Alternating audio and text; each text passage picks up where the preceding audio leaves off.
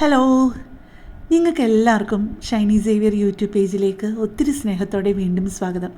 എന്നോട് കുറച്ച് പേര് റിക്വസ്റ്റ് ചെയ്തിരുന്നു നല്ലൊരു പിസ്സയും അതിൻ്റെ ബേസും, ആ പിസ്സ എങ്ങനെയാണ് ഉണ്ടാക്കുന്നതെന്നുള്ള ഒരു റെസിപ്പി ഇടണമെന്ന്. അപ്പം ഞാൻ ഇന്ന് ചെയ്യാൻ പോകുന്നത് പിസ്സ ബേസിൻ്റെ കറക്റ്റ് റെസിപ്പിയും, പിന്നെ നമ്മൾ ആ പിസ്സ ബേസ് ഉണ്ടാക്കി കഴിഞ്ഞിട്ട് ബേക്ക് ചെയ്ത് കഴിഞ്ഞിട്ട് അതിൻ്റെ മുകളിൽ നമ്മൾ ഒരു ടൊമാറ്റോ പേസ്റ്റ് നമ്മൾ അപ്ലൈ ചെയ്യുമല്ലോ, ആ ടൊമാറ്റോ പേസ്റ്റിൻ്റെ റെസിപ്പിയുമാണ് ഞാൻ ഇന്ന് കാണിക്കുന്നത്. ഇപ്പം ഞാൻ ആദ്യം ചെയ്യുന്നത് പിസ്സ ബേസ് ഉണ്ടാക്കാനായിട്ട് വളരെ ലൈറ്റ് ചൂടുള്ള ഒരു അരക്കപ്പ് വെള്ളവും ഒരു 2 ടേബിൾ സ്പൂൺ വെള്ളവും കൂടിയാണ് എടുത്തിരിക്കുന്നത്. അതായത് അരക്കപ്പും 2 ടേബിൾ സ്പൂൺ വെള്ളവും, അതിലോട്ട് 1 ടീസ്പൂൺ പഞ്ചസാരയും 2 ടീസ്പൂൺ നല്ല ഫ്രഷ് ആയിട്ടുള്ള ഈസ്റ്റുമാണ് ഇട്ടിരിക്കുന്നത് കേട്ടോ. നിങ്ങൾ പിസ്സ ബേസ് ആയാലും എന്തായാലും ഉണ്ടാക്കുമ്പോൾ ഈസ്റ്റൊക്കെ എടുക്കുമ്പം ഏറ്റവും ഫ്രഷ് ആയിട്ടുള്ളത് എടുക്കാനായിട്ട് നിങ്ങൾ ശ്രദ്ധിക്കണേ. ഇതിങ്ങനെ കലക്കി വെച്ച് കഴിഞ്ഞിട്ട് അത് നന്നായിട്ട് പതഞ്ഞൊന്ന് പൊങ്ങിയില്ല എന്നുണ്ടെന്നുണ്ടെങ്കിൽ ശരിക്കും ആ ഒരു ഈസ്റ്റ് കൊണ്ട് നമ്മൾ എന്ത് സാധനമാണെങ്കിലും ഉണ്ടാക്കിയിട്ട് കാര്യമില്ല. അത് പ്രത്യേകം ശ്രദ്ധിക്കണം കേട്ടോ. പിന്നെ ശ്രദ്ധിക്കേണ്ട പ്രധാനപ്പെട്ട ഒരു കാര്യം നമ്മുടെ വെള്ളത്തിൻ്റെ ചൂടാണ്. വെള്ളത്തിൻ്റെ ചൂട് ആവശ്യത്തിൽ കൂടുതലായി കഴിഞ്ഞ് കഴിഞ്ഞാൽ നമ്മുടെ ഈ ഈസ്റ്റ് ആക്റ്റീവ് ആവത്തില്ല, തീരെ അങ്ങ് കുറഞ്ഞു പോയാലും. അപ്പോൾ ആ കറക്റ്റ് ആ ഒരു ചൂടിൽ വേണം നമ്മൾ കൈ തൊടാവുന്ന ഒരു ചൂട്, കംഫർട്ടബിളായിട്ട് കൈ തൊടാവുന്ന ഒരു ലൈറ്റ് ചൂടിൽ വേണം ഇത് രണ്ടും ഇടാനായിട്ട് കേട്ടോ. ഇപ്പം നമ്മളുടെ ടൊമാറ്റോ പേസ്റ്റ് മേടിക്കാൻ പറ്റാത്തവർക്ക് വേണ്ടിയിട്ട് നമുക്ക് വീട്ടിൽ തന്നെ എങ്ങനെയാണ് ടൊമാറ്റോ പേസ്റ്റ് ഉണ്ടാക്കുന്നതെന്നാണ് കാണിക്കുന്നത്. 5 വലിയ തക്കാളി എടുത്തിട്ടുണ്ട്. അതിൻ്റെ മുകൾ ഭാഗവും താഴ്ഭാഗം അല്ലെങ്കിൽ ഏതെങ്കിലും ഒരു സൈഡായാലും മതി, ഇങ്ങനെ ക്രോസ് ആയിട്ട് ഒന്ന് വെട്ടിയിട്ട് നമ്മൾ തിളച്ച വെള്ളത്തിലോട്ടിട്ട്, അല്ലെന്നുണ്ടെങ്കിൽ ഈ തക്കാളി ഇട്ടിട്ട് നന്നായിട്ടൊന്ന് തിളപ്പിച്ചെടുക്കുക ഒരു 10 മിനിറ്റ്. ആ 10-15 മിനിറ്റ് കഴിയുമ്പോഴേക്കും, മാക്സിമം 15 മിനിറ്റ് മതി, അപ്പോഴത്തേക്കും നമ്മൾ നോക്കിയാൽ കാണാം അതിൻ്റെ ആ സ്കിന്നൊക്കെ നമ്മൾ ഈ വെട്ടിക്കൊടുത്ത ഭാഗമില്ലേ, ആ ഭാഗത്തൊന്നും ഇങ്ങനെ വിട്ടിരിക്കുന്നത് കാണാം. ഇപ്പം തന്നെ ദേ നിങ്ങൾക്ക് കാണാമല്ലോ ആ സ്കിൻ ഇങ്ങനെ വിട്ടിരിക്കുന്നത്.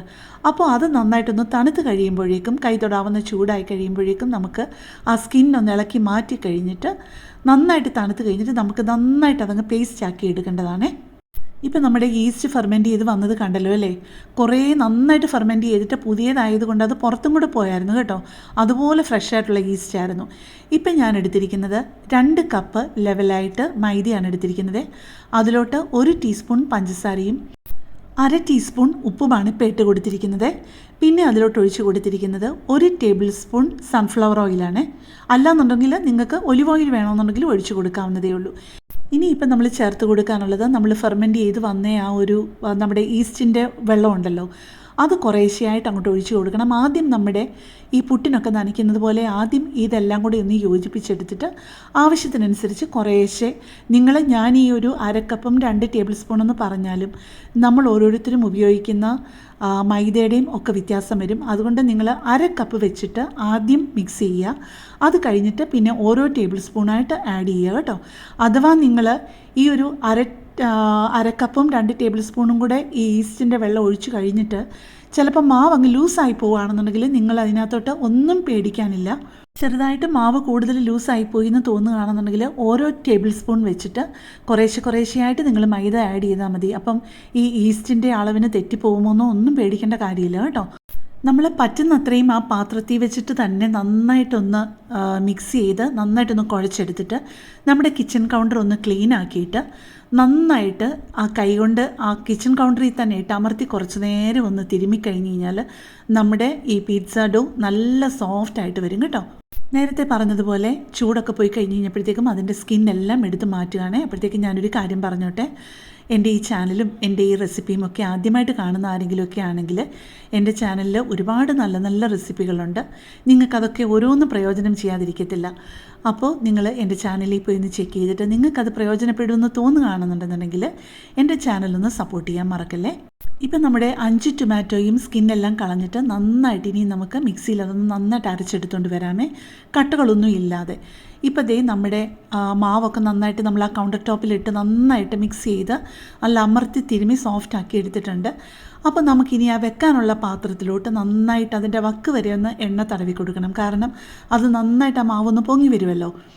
പാത്രത്തിൽ എണ്ണ നന്നായിട്ടൊന്ന് തടവി കൊടുത്ത ശേഷം നമ്മുടെ ആ ഒരു പിസ്സ ഡോയുടെ മുകളിലും ഈ സിലിക്കോൺ ബ്രഷ് കൊണ്ടോ അല്ലെങ്കിൽ കൈകൊണ്ട് തന്നെയോ നന്നായിട്ടൊന്ന് എണ്ണ സ്പ്രെഡ് ചെയ്തിട്ട് നമ്മളിതിലോട്ട് വെച്ച് ഒരു 1-1.5 മണിക്കൂർ കഴിയുമ്പോഴേക്കും നന്നായിട്ടിത് ഫെർമെൻറ്റ് ചെയ്ത് പൊങ്ങി വരും.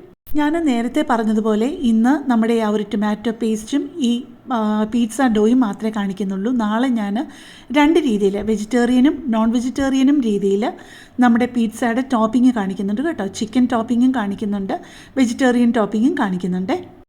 എന്നിട്ട് നിങ്ങൾക്കത് ഏറ്റവും പ്രയോജനപ്പെടുന്നത് അത് ഓവനിലല്ല ഞാൻ ബേക്ക് ചെയ്ത് കാണിക്കുന്നത്, ഞാൻ നോൺ സ്റ്റിക്ക് പാനിൽ തന്നെയാണ് ഈ ഒരു പിസ്സ ഉണ്ടാക്കി കാണിക്കുന്നത് കേട്ടോ.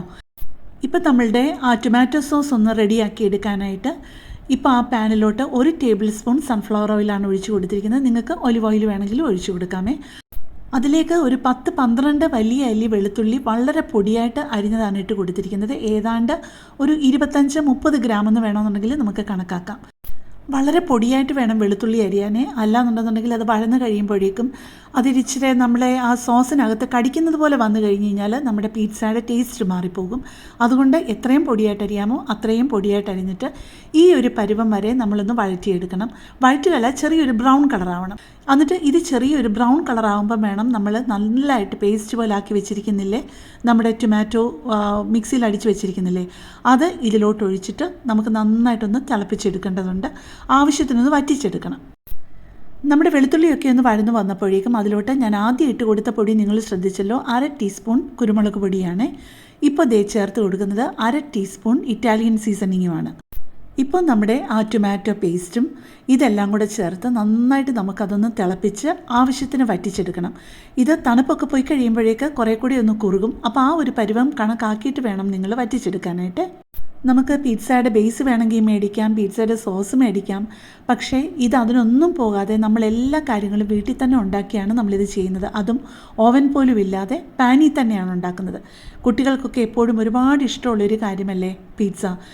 അപ്പോൾ കുട്ടികൾക്ക് ഇഷ്ടമുള്ള ഒരു കാര്യം ഏറ്റവും ഹെൽത്തി ആയിട്ട് നമ്മൾ വീട്ടിൽ തന്നെ ഉണ്ടാക്കി കഴിഞ്ഞ് കഴിഞ്ഞാൽ അതല്ലേ ഏറ്റവും നല്ലത്. ഇപ്പം നമ്മുടെ പിസ്സ ഡോ എന്തുമാത്രം വലുതായി എന്ന് നോക്കിയേ, ഓൾമോസ്റ്റ് ഒരു 2 മടങ്ങ് വലുതായിട്ടുണ്ട്. അപ്പോൾ തന്നെ നമുക്കറിയാൻ പറ്റും നമ്മുടെ പിസ്സ ബേസിന് നല്ലൊരു ടെക്സ്ചർ കിട്ടുമെന്ന്. അപ്പോൾ കൂടുതൽ നല്ലൊരു വീഡിയോയുമായിട്ട് നമുക്ക് നാളെ കാണാം. താങ്ക്